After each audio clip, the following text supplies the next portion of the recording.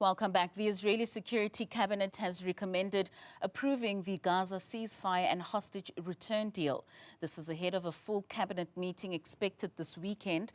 The cabinet is expected to give final ratification to the agreement, which Prime Minister Benjamin Netanyahu said is expected to take effect on Sunday. Palestinian militant group Hamas is expected to release the first hostages under the ceasefire deal on Sunday. Netanyahu's office said on Friday, after 15 months of war that demolished the enclave. If successful, the ceasefire would halt fighting between Hamas and Israeli forces that has razed much of Gaza, killed more than 46,000 people, and displaced most of the enclave's pre-war population. Now, to discuss the ceasefire and its implications on the fight for a free Palestine, we are now joined by Roshan Dadoo, who is the coordinator of the SA chapter of the BDS Coalition. Roshan, thank you so much for your time this evening. Now, we know that BDS has been on the forefront of making sure that the voices of those in the Middle East are heard throughout this genocide and this conflict that has been taking place. What was your organization's initial reaction to the Israeli cabinet's approval, or in terms of the ceasefire between themselves and Gaza? How do you interpret this development in the context of the ongoing conflict? Well, I mean, we wait to see what will happen. It's a three-phase process.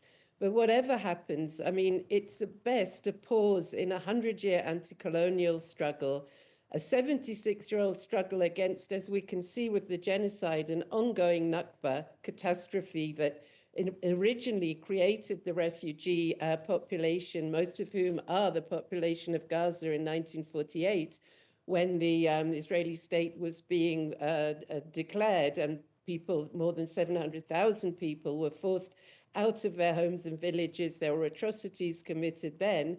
And so it's a pause in a struggle against settler colonialism and apartheid. But nevertheless, we very much hope that at least the first phase, the first 6 weeks, will bring some respite to the population in Gaza. It will end, hopefully, the bombings, although we know that since the announcement of the deal a couple of days ago, there's already been a death toll of, I think, over 113,000 people. So the next 24 hours or so are going to be a terrifying time before, hopefully, there is at least this first phase pause, and that the 600 aid trucks a day that is stipulated in the deal are allowed to go through, because the population is literally starving to death. Food, water, medical supplies, hopefully, will be able to reach the population in sufficient quantities. But even then, the UN chief Lazzarini is already warning that Israel's ban on the UN agency that is responsible for aid in Palestine, UNRWA, that ban on that organization could well impact the delivery of the aid that is stipulated in the agreement. But I think finally on this point, we have to see the deal as evidence that Israel cannot claim a military victory, and that no amount of weaponry, however sophisticated and deadly, given to them by the US worth billions of dollars, will be able to kill the Palestinian people's extraordinary resilience, resistance, and their sumud, as they call it. I mean, Ronnie Casserols yesterday said the steadfastness of the people of Gaza represent one of the most astonishing examples of collective courage in history. And I think Ronnie Casserols is a patron of the BDS Coalition. I think his words are really powerful and stand as testament to the fact that in spite of 15 months of genocide, the Palestinian people are still resilient, they're still resisting, and they are still refusing to be expelled from their homes. I mean, you speak about the next 24 hours being extremely crucial. We know that that cabinet in Israel will be sitting over this weekend. But also, I mean, the hardline national security minister had announced on Thursday that should government ratify the ceasefire, that he would quit, and has issued a last-minute plea for other members of government to vote against the agreement.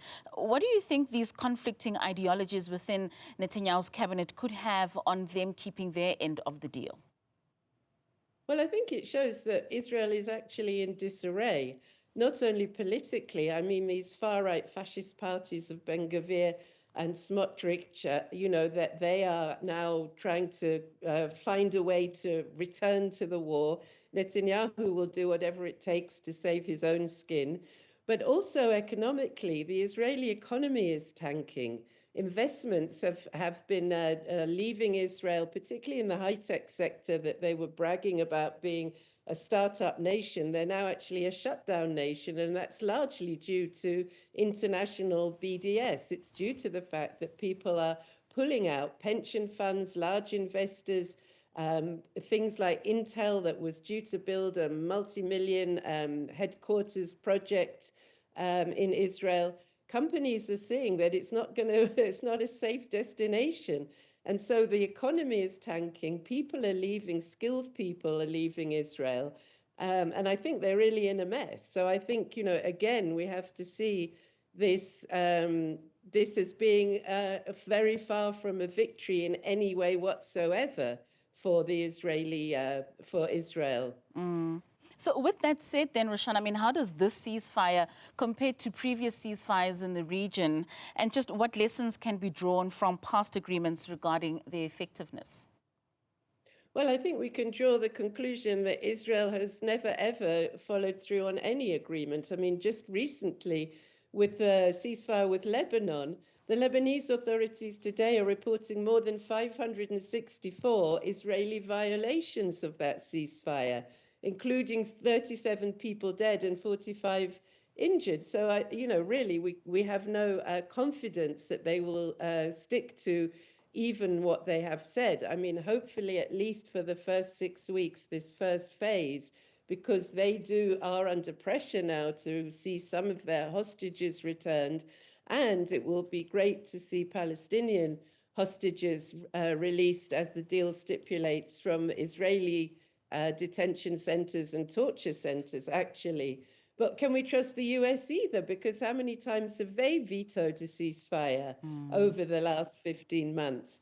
And just last week, additional billions of dollars were approved by Biden's government for more military aid to Israel, which means they will have spent more than 26 billion directly in military aid and armaments for Israel to carry out the genocide. And that's Biden's legacy.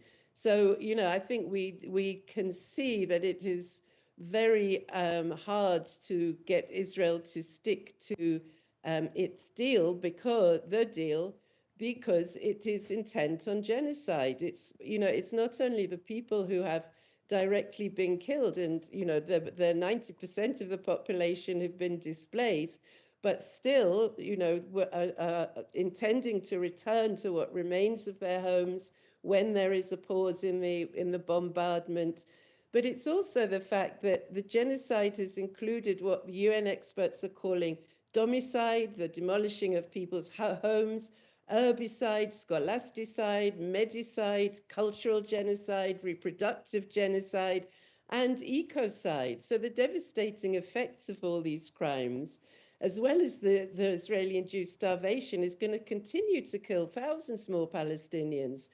And so, this is why we as South Africa have taken the case to the ICJ of genocide. And again, we mustn't ignore what's happening in the West Bank, because there have been unprecedented airstrikes, raids, incursions, shooting to kill, the settlers, the illegal settlers committing pogroms, and the hostage taking by the Israeli occupation forces of Palestinians, as well as the land confiscation, the new settlement building that's continuing to take place.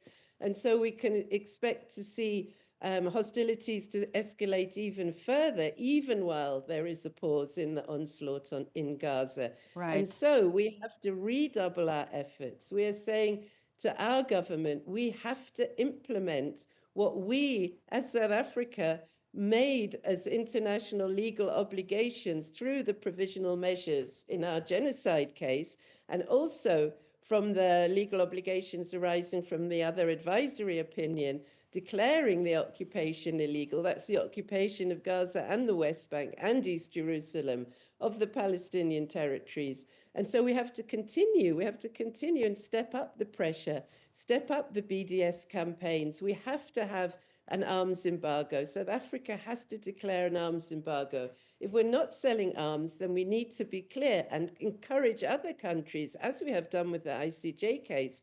We've seen Ireland joining the case recently. And so, we have to really, as the international community, the obligation is on us. As South Africa, we have to stop selling coal. Coal is fueling the genocide. Our South African coal is actually, assisting the fueling the settlements, the illegal settlements, assisting Israel to conduct that, to continue the occupation. And we should be at the forefront of ending the occupation.